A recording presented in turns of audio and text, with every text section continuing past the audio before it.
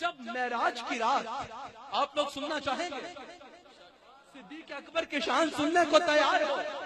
صدیق اکبر کی شان سننے کے بعد صدیق اسماعیل کو سننا ہے۔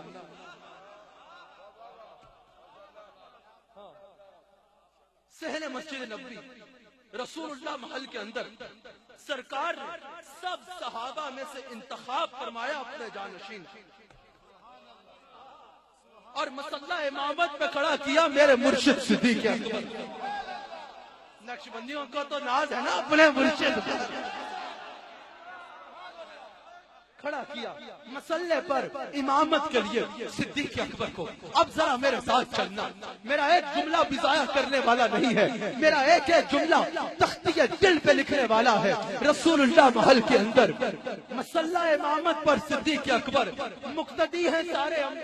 سارے صحابہ، سب صحابہ مقتدی ہیں، صدیق اکبر امام ہے۔ میرے سے کسی نے کہا کہ اس منظر پہ ذرا گلزار عبد الکریم کے کوئی پھول تو دو کہ خواجہ عبد الکریم کے گلشن سے اس بات کی کیا خوشبو آتی ہے، کیا خوشبو آتی ہے۔ تو میں نے کہا کہ سنو، جب معراج کی شب سب نبیوں میں اللہ نے